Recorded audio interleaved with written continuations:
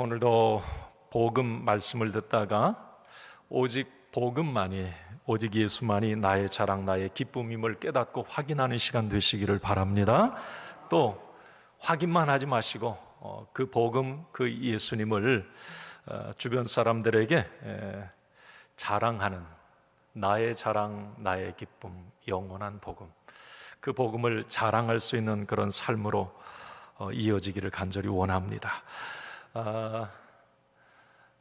우리가 지금 로마서 오늘 본문은 이제 결론 부분에 해당합니다. 오늘 15장 14절부터 로마서 결론입니다. 사실 지난주까지 로마서 본론이 딱 끝난 거거든요. 우리가 로마서를 1장부터 이제 작년에 또 전반부, 또 올해 이제 후반부, 거의 6개월 가까이, 이제 1년 가까이 로마서 말씀을 나눠왔는데 어떠셨어요? 이제 오늘 결론 부분 들어가는데, 사실 저도 이 로마서 말씀을 이렇게 처음 시작할 때도 상당히 많은 기대감을 가지고 시작을 했고, 정말 복음 중에 복음이구나, 이 로마서는 모든 성도들이 꼭 좀 알았으면 하고 하는 그런 마음을 계속 말씀을 전하면서 갖게 되었어요. 이 로마서는 우리가 1장에서 16장까지, 여러분 잠깐 제가 좀 요약을 해드리면, 이 로마서는 사도 바울의 편지입니다. 누구에게 보낸 편지냐면, 당시 그 팔레스타인 그 근동에 패권을 잡고 있던 로마, 모든 길은 로마로 통한다, 그 로마의 지하 교회에서 예수를 믿던 사람들에게 사도 바울이 써낸 편지예요. 보낸 편지. 사실 이 로마서 내용은 우리가 1장에서 16장까지, 1장에서 11장까지는 믿음에 관한 부분입니다. 우리가 어떻게 하나님의 자녀가 되는가, 또 어떻게 의롭게 되는가, 또 우리가 어떻게 구원을 얻고 영생과 천국을 얻는가, 이 오직 믿음, 예수 그리스도를 믿는 믿음이 이 모든 것을 가능하게 한다. 할렐루야. 그게 이제 로마서 1장에서 11장, 이신칭의, 오직 믿음으로써 의롭게 된다. 후반부 12장부터 지난 시간에 로마서 15장 13절까지는 구원받은 사람, 자 그러면 내가 구원을 받았는데 오직 믿음으로 구원받은 나는 어떻게 살아야 하는가, 이 문제에 대해서, 핵심은 하나됨의 원리예요. 어떻게 구원받은 사람은 교회 안에서 지체로서 하나 될 수 있는가, 어떻게 세상에서 이웃을 섬겨갈 수 있는가, 그 하나됨의 원리 가운데 화목하라, 사랑하라, 비판하지 말라, 용납하라, 서로 받으라, 계속 말씀을 통해 나누어 왔습니다. 사실 지난 시간까지, 1장에서부터 지난 시간까지 사도 바울은 확신과 어떤, 또 12장 실천편에서는 또 강력하고 따끔하게 아주 이 말씀을 이렇게 전합니다. 그리고 오늘 이제 본문 결론 부분으로 로마서가 이어지는데, 16장까지 이 결론 부분은 사도 바울의 개인적인 간증을 얘기하고 있어요. 개인이 받은 은혜를 이제 로마 교회 성도들과 나누면서 16장에 이제 인사를 하고 마치는 장면이 이제 오늘부터 이어집니다.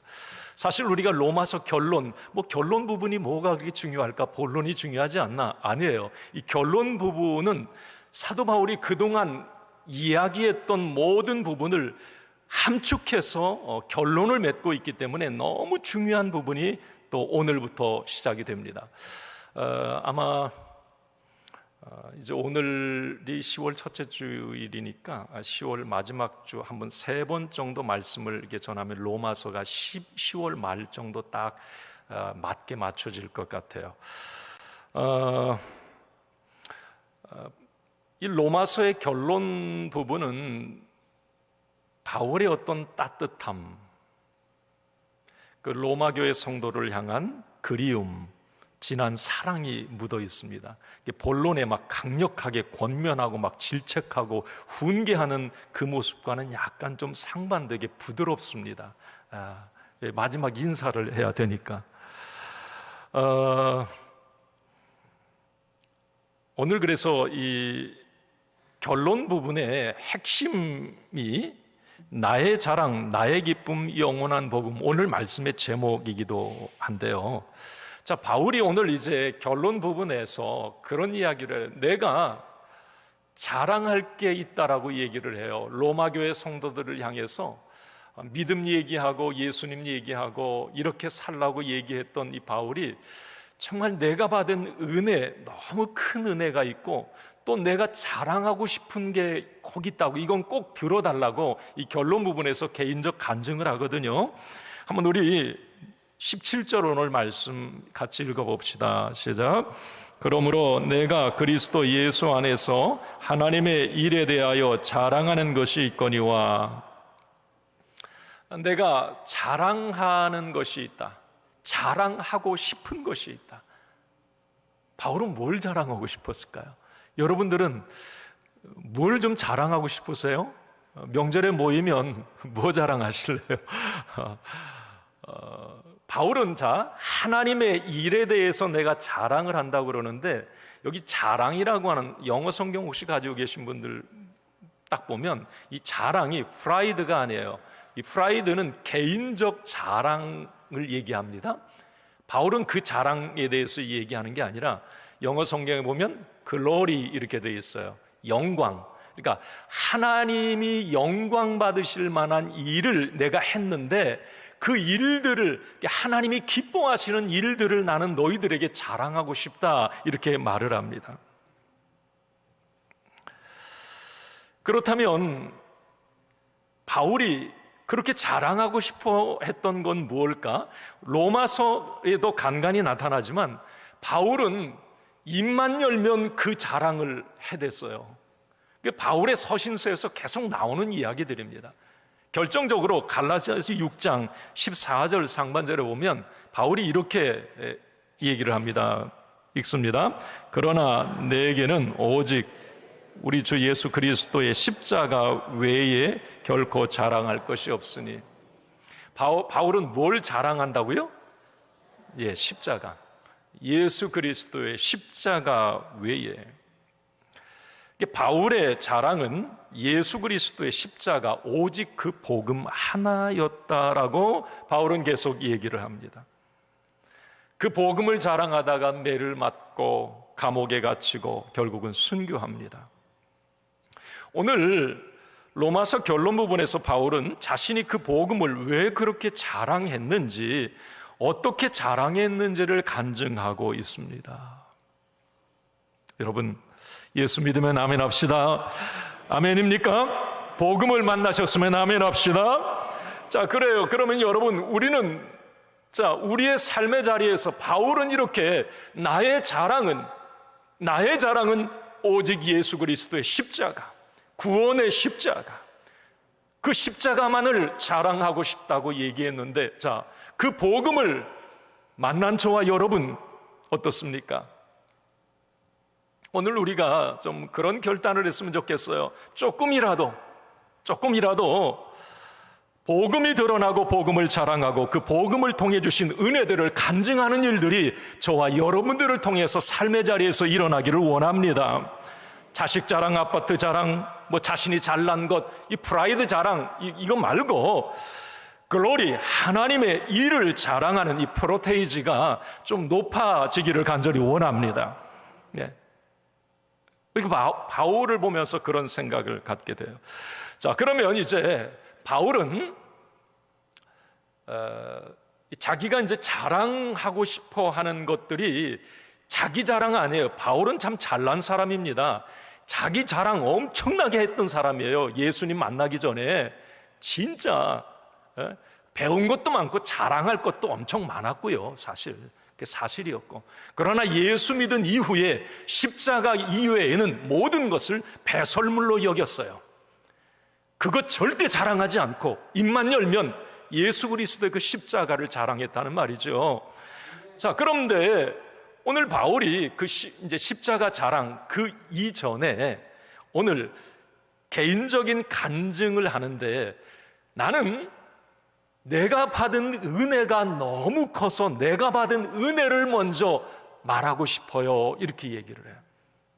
로마교회 성도들을 향해 나는 은혜를 너무 많이 받은 사람이야, 예수님 만나서. 그 이야기를 하는데요. 자, 바울이 발견한 은혜는 뭘까? 15절에 그 은혜를 이제 좀 얘기를 하는데, 한번 15절 말씀 좀 보세요. 시작. 그러나 내가 너희로 다시 생각나게 하려고 하나님께서 내게 주신 은혜로 말미암아 더욱 담대히 대략 너희에게 썼노니.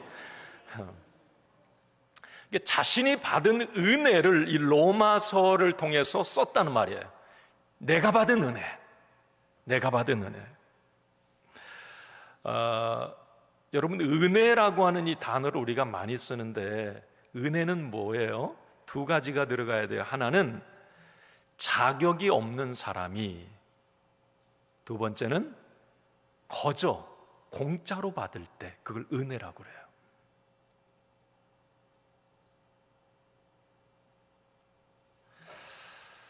자, 그렇다면 바울은 본인이 자격이 없는 사람인데 그럴 만한 은혜를 받을 사람이 아닌데 거저 받았어요. 그 은혜가 사무치도록 고맙고 감사해. 입만 열면 그 은혜를 말하고, 로마서에도 그 은혜를 간증하고. 자, 그럼 바울이 발견한 은혜, 이게 우리에게도 똑같이 주셨거든요. 근데 우리는 그 은혜를 그렇게 드러내거나 그 은혜에 대해서 고백을 하거나 감사하지 못하며 사는 것 같아요. 오늘 바울이 발견한 은혜, 나에게 주신 은혜인데 그 첫 번째가 이거였습니다. 한번 같이 읽습니다. 시작. 나 같은 죄인이 구원을 받았다. 아멘입니까? 아니, 목사님, 그거 뭐 다 아는 거 아니에요? 그거, 아니, 나 같은 죄인이 구원받은 건 뭐 찬송도 나 같은 죄인 날마다 하고요. 나 같은 죄인 구원받은 건 나도 알아요. 그래요. 그런데 바울은 그 은혜가 너에게 그렇게 지금도 크냐? 그 은혜가 매 순간 감동이냐 너에게? 그 은혜가 너의 살아갈 이유인가? 그 하나님이 나를 구원하시고 구원받은 나에게 지금 죽어도 천국 갈 수 있는 그 은혜를 주신 게 그렇게도 너 크게 느껴지냐? 아멘입니까? 바울은 이걸 지금 말하는 거예요. 로마서 3장에도 24절에 보면 그 은혜를 다른 곳에 많지만 로마서 안에서도 보면 바울이 구원받은 구속의 은혜에 대해서 계속 얘기를 해요. 한번 읽어봅시다. 그리스도 예수 안에 있는 속량으로 말미암아 하나님의 은혜로 값없이 의롭다 하심을 얻은 자 되었느니라. 저게 은혜예요. 값없이, 자격이 안 되는 은혜.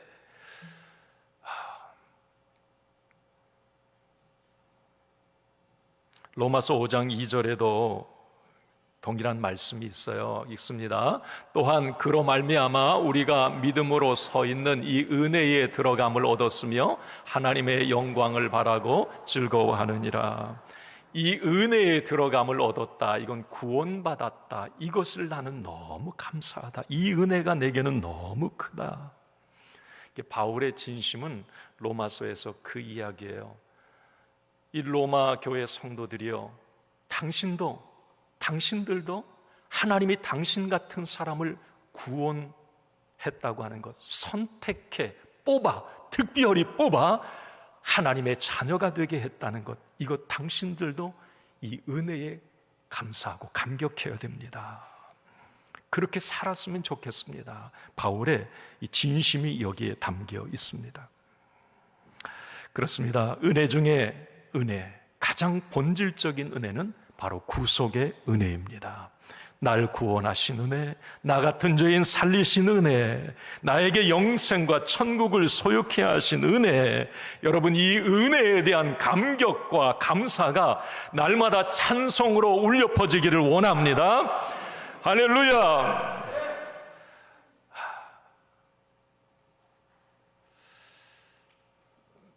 나이 들어가면서, 죄송합니다, 여기 저보다 연배들이 많으신데 번데기 앞에 주름 잡아서 죄송해요. 그렇지만 왠지 자꾸 그런 마음이 듭디다. 나이가 들어가면서 이 죽음이라고 하는 이 단어를 더 많이 묵상을 하게 됩니다. 여러분들은 어떠세요? 얼마나 살까? 얼마나 남았지? 몇 살까지 살까? 여러분 그런 생각 안 드세요? 저 50대 중반까지는 그런 생각 별로 안 했거든요. 뭐 죽음은 저 멀리 나하고 조금 아직 좀 멀었어, 그런 생각하고 살았어요. 근데 60 넘고 나니까 이제 자꾸 그런 생각이 들어요. 얼마나 남았지? 그러면 여러분, 이 죽음이라고 하는 이 단어를 생각하면 문득문득 이 절망적이고, 야, 이게 끝이야? 좀 슬퍼지지 않나요, 여러분? 자, 그런데 제가 너무 감사한 것은 오늘 바울도 그래서 나 같은 죄인 살리신 주 은혜에 놀랍다고 이렇게 말한 이유가 거기에 있지 않을까? 여러분, 이 죽음이라고 하는 단어 앞에 구원이라고 하는 이 단어를 딱 갖다 놓게 되면 여러분 상황은 전혀 달라집니다. 여러분 그거 느끼십니까? 확실히 구원이라고 하는 것은 죽음을 짓밟고 이 죽음을 통해서 오는 절망과 슬픔에 반전과 역전을 가져다주는 단어 맞습니다. 구원. 내가 구원받았다라고 하는 이 사실. 구원받은 자에게는 영생과 천국이 주어지기에, 내가 지금 죽어도 나에게는 천국 영원한 삶이 있음을 믿기에 죽음이 그렇게 마냥 슬프거나 절망적이지 않다라고 하는 거죠. 구속의 은혜, 구원의 확신은 이렇게 우리의 삶을 감사와 기쁨, 담대함과 소망으로 확실하게 뒤집어 놓습니다. 어떤 상황에서도 구원의 은혜를 잃지 말아야 될 이유가 여기에 있습니다. 바울도 그 젊은 나이에 모든 것을 다 내려놓고 정말 순교의 자리에 나아갈 수 있었던, 순교의 자리에서도 스데반이나 많은 순교자들이 웃을 수 있었던 이유는 바로 구원이라고 하는 이 단어였습니다. 그 단어가 죽음을 힘을 잃게 만들어 버렸어요. 또 하나 이 바울이 자기는 이 은혜를, 이것 은혜다라고 말한 게 두 번째는 이거였습니다. 한번 읽습니다. 나는 사도로 부름을 받았다. 여러분, 이 사도로 부름을 받았다라고 하는 것 좀 깊이 있게 바라보면 진짜 은혜가 돼요. 이 당시에 사도라고 하면 빌어먹을 일이었어요. 망할 짓 한다고 그랬어요. 유대인 이스라엘 백성들도 지금 사도 바울만 보면 저런 바보, 저런 멍충이, 사도? 야, 참 너 망했다 네 인생. 그런데 사도 바울은 지금 늘 입만 열면, 오늘 이 본문에서도 마찬가지예요. 자기가 사도가 된 거에 대해서 그렇게 자랑을 하는 거예요. 이거 부끄러운 직업이거든요. 부끄러운 일이에요. 사도 됐다는 건 누구한테 입만 뻥끗해도 이거 창피한 일이에요. 그런데 늘 이 바울은 내가 사도로 부름받았음을 감사합니다, 나는 사도됨을 자랑하고 싶습니다, 이 이야기를 해요. 오늘 16절 그 상반절에도 이렇게 기록이 되어 있습니다. 읽습니다. 이 은혜는 곧 나로 이방인을 위하여 그리스도 예수의 일꾼이 되어 내가 그리스도의 일꾼 된 것, 이게 은혜다라고 얘기를 하고요. 로마서 1장 1절 처음 로마서를 시작하면서도 바울은 사도 얘기를 해요. 한번 읽습니다. 예수 그리스도의 종 바울은 사도로 부름을 받아 하나님의 복음을 위하여 택정함을 입었으니, 이게 은혜라는 거예요. 사도로 부름받은 것, 이거 순교하는 일이거든요. 이게 당시 엄청나게 욕먹고 감옥에 갇히고 모든 걸 빼앗기는 일이거든요. 그런데 그 사도로 쓰임받은 게 감사하다. 이건 세상의 시각으로 바울이 자기 인생을 바라보지 않았다고 하는 겁니다. 아까 그 16절 상반절에 일꾼이라고 하는 이 단어를 영어 성경에 보면 미니스터 이렇게 돼 있는데, 미니스터라고 하는 것은 목사, 성직자라고 하는 영어 단어예요.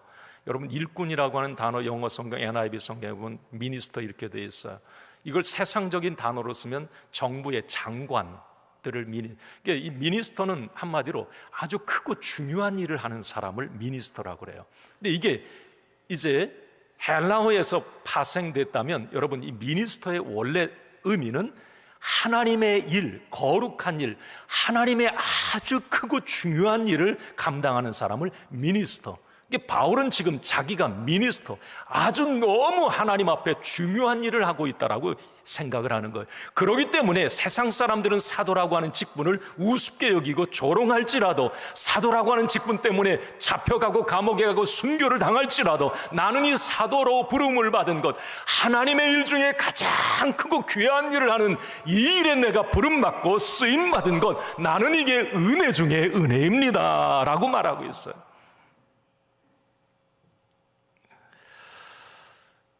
여러분들은 어떠세요? 내가 집사인 것, 권사, 장로, 목사인 것, 속장인 것, 아니면 뭐 부속장, 지역장인 것, 내가 하나님 안에서 나에게 준 직분이 사도, 여러분, 그게 은혜로 느껴지십니까? 조금 긴가민가 하시는 것 같아요. 맞죠? 요즘에 집사가 뭐 얼마나 많고, 권사가 얼마나 많고, 장로가, 목사가 얼마나 많고, 뭘 존경받는다고. 그렇지만 여러분, 영적으로 한번 생각해 보세요.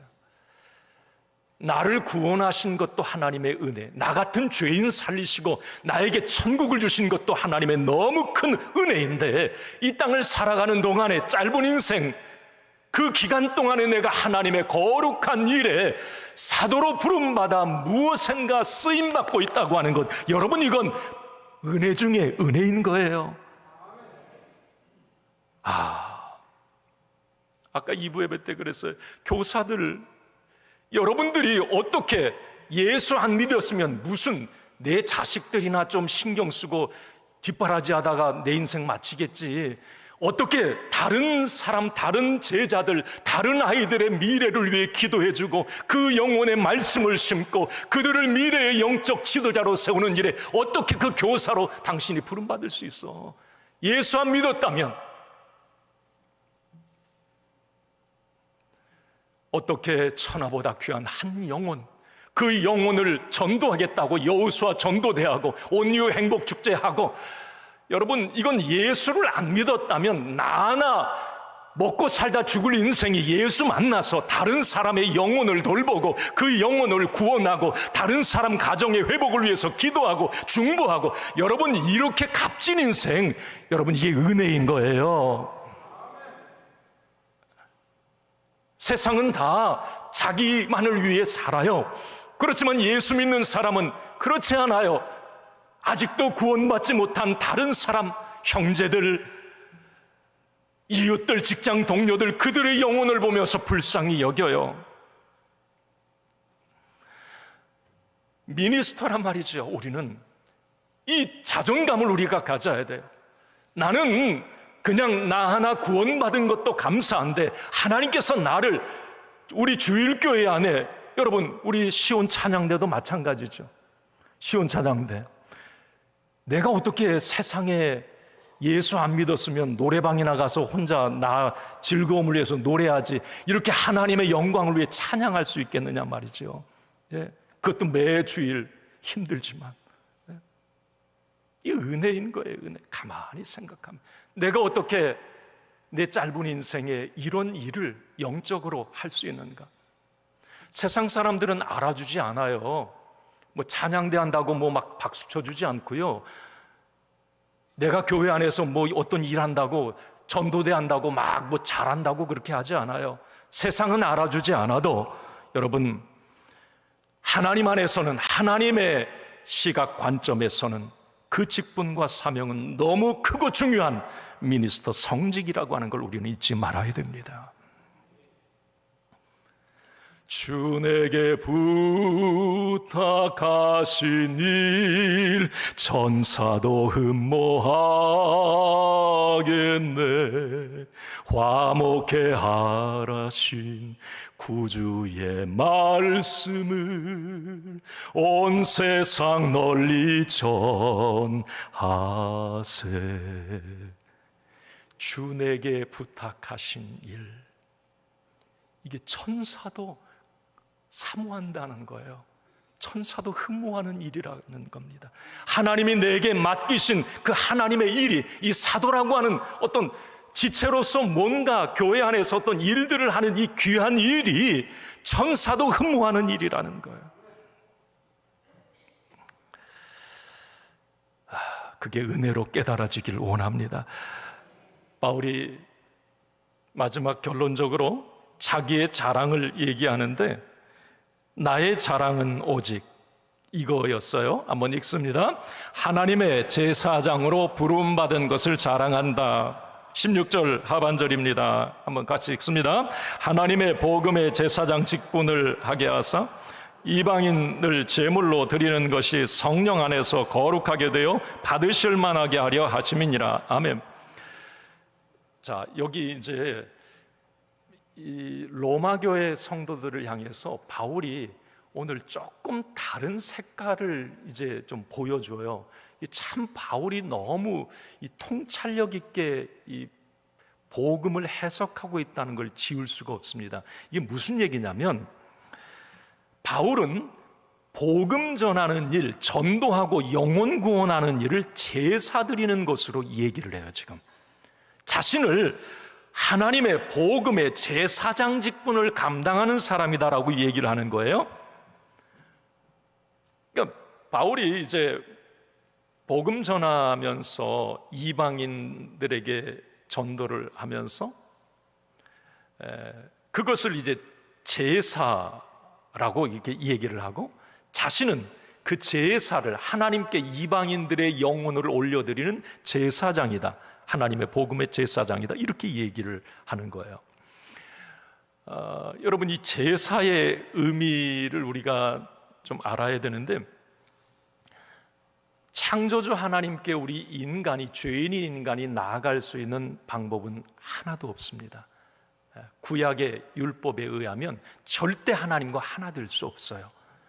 그런데 사랑의 하나님께서는 하나님과 인간이 하나 될 수 있는 유일한 한 가지 방법을 주셨어요. 그게 뭐냐면 제사였습니다. 제사. 구약에는 이 제사 드리는 일이 엄청 많아요. 제사. 제사를 통해 하나님과 교통하고 하나님과 하나 될 수 있어요. 그런데 조건 하나가 있습니다. 이 제사는 어떤 일이 있어도 제사장이 드려야 됐어요. 제사장을 통해서만이 하나님께 나아갈 수가 있어요. 구약의 제사장은 중보자요, 연결자였습니다. 그런데 구약의 제사장들은 사람이기에 늘 부족해요. 그래서 하나님께서는 완벽한 제사장을 이 땅에 보내주세요. 그분이 예수 그리스도십니다. 예수 그리스도는 1%도 흠이 없어요. 우리가 구원을 얻고 천국을 얻기에 0.1%도 부족함이 없는 분이 예수 그리스도십니다.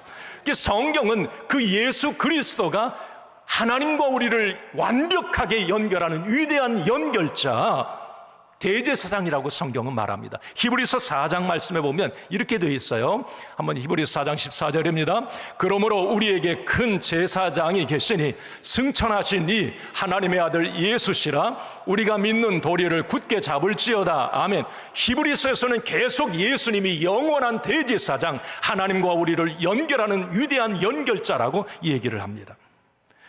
자, 그런데 오늘 사도 바울은 그것을 이 복음으로 가져오는 거예요. 자, 구약의 제사장처럼, 신약의 완벽한 대제사장 예수님처럼 하나님과 사람 사이를 연결하는 사람이 있는데 그게 복음 전하는 사람이라는 거예요. 그 복음 전하는 사람이 이 시대의 제사장이라는 겁니다.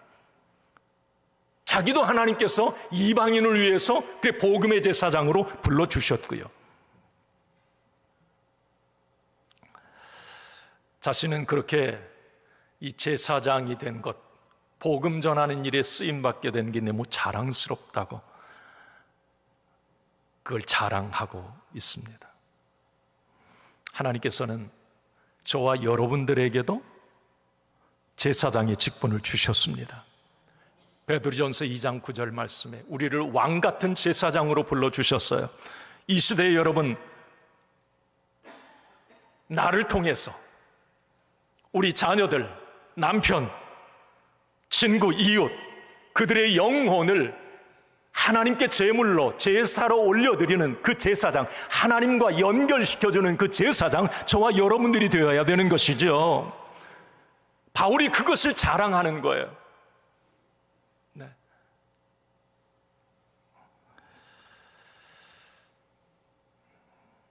우리가 이 가을철에 온리오 행복축제를 하면서 좀 여러분들이 또 여호수아 전도대 사역을 하면서도 좀 그런 마음으로 사역을 했으면 좋겠어요. 내가 전도할 누구, 어떤 VIP 나의 베스트를 하나님께 내가 올려드리는 이 제사, 하나님과 연결시키는 우리 예수님이 하셨던 그 일, 구약의 제사장이 했던 그 귀한 직분을 나에게 이 순간에 주신 거예요. 부족하지만 나의 노력을 통해서, 나의 기도를 통해서 누군가가 하나님과 연결된다면 우리도 그 제사장 직분을 감당하는 거죠. 마지막으로 이 바울이 자기가 자랑하고 싶은 것, 이렇게 얘기를 합니다. 같이 읽습니다. 성령의 능력을 자랑한다. 19절을 같이 읽겠습니다. 표적과 기사의 능력으로, 성령의 능력으로 이루어졌으며 그리하여 내가 예루살렘으로부터 두루 행하여 일루리공까지 그리스도의 복음을 편만하게 전하였노라. 아멘.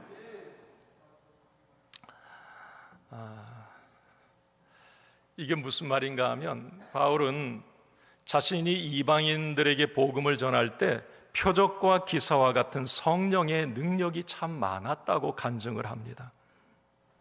사실 바울이 죽은 자를 살려내는 일도 하죠.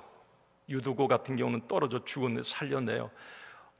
수많은 어떤 병자를 치유하고 귀신을 쫓아내고 바울을 통해 복음이 들어가는 곳에 이 지역이 변화되고 가치관, 문화가 바뀌는 일들이 막 일어나요. 그 복음 전하는 현장에 다시 말하면 성령의 역사가 강하게 있었다고 하는 사실입니다. 바울은 내가 복음 전할 때마다 정말 놀랍게도 하나님은 성령으로 막 살아계신 어떤 기적과 표적을 보여주셨다는 겁니다. 그 하나님의 일하심을, 그 성령의 역사를 나는 너희들에게 자랑하고 싶다고 이 얘기를 합니다. 복음 전하는 사람, 전도자에게만 주신 특혜가 바로 그것이죠. 성령의 역사, 성령의 능력을 경험하는 일입니다.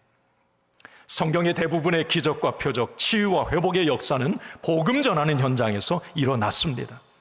예수님의 이적도 복음 전하는 현장에서 일어났습니다.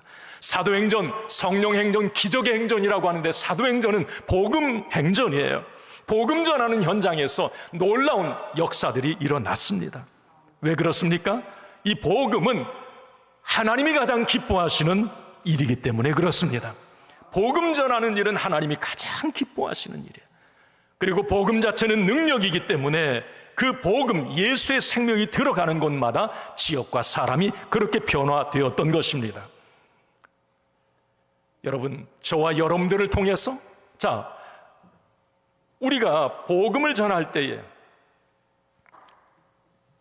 전도하다가 아니면 내가 영혼 구원의 어떤 복음 전하는 온유 행복 축제를 뭔가 돕다가 일을 하다가 여러분 하나님이 가장 기뻐하는 일, 이 복음은 능력인데 여러분들의 그 현장에서도 성령의 능력으로 성령의 역사가 많이 일어나기를 간절히 원합니다.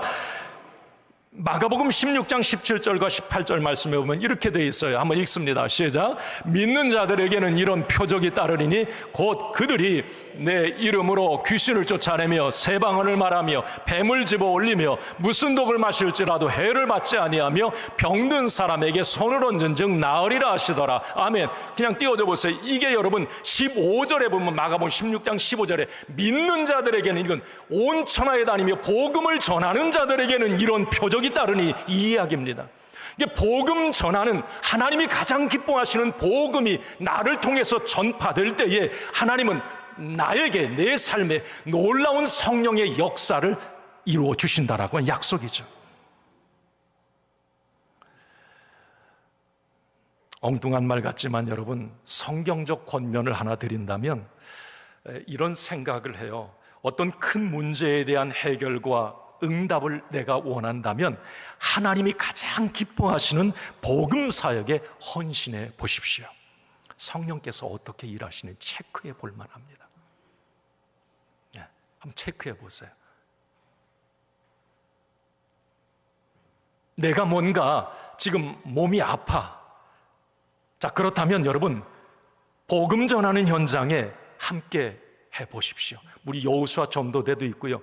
힘들면 몇 발자국 움직여서 그냥 의자에 앉아 있더라도 그 현장에 한번 이렇게 참여를 해 보십시오. 성령님이 어떻게 일하시는지.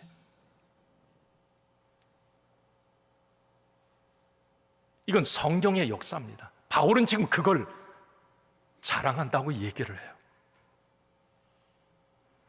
이런 말이 있습니다. 가장 중요한 것만 빼고 다 한다. 미련한 말입니다. 가장 중요한 것만 빼고 다 한다?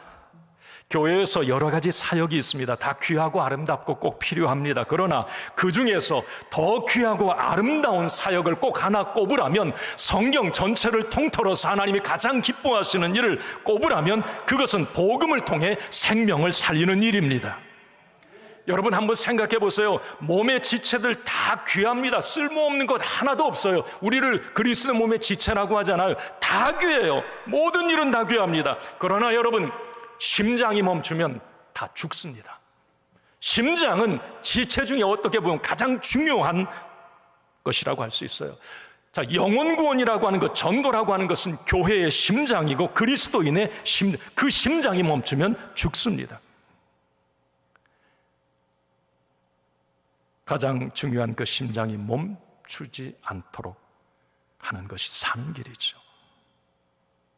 저는 오늘 바울이 내가 받은 은혜, 그리고 내가 자랑하고 싶은 것, 이 은혜가 나의 은혜로도 경험되어지고 고백되어지길 원하고요, 그 바울의 자랑이 나의 자랑으로 내 삶의 자리에서 간증되어지기를 간절히 원합니다. 우리 로마서 레슨 읽고 마치겠습니다. 읽습니다. 내게 주신 그 사랑, 그 은혜를 아는 사람이 성직자 제사장이다. 또 하나님께 가장 중요한 일이 나의 자랑이 될 때 성령님은 강하게 역사하신다. 아멘. 기도합니다.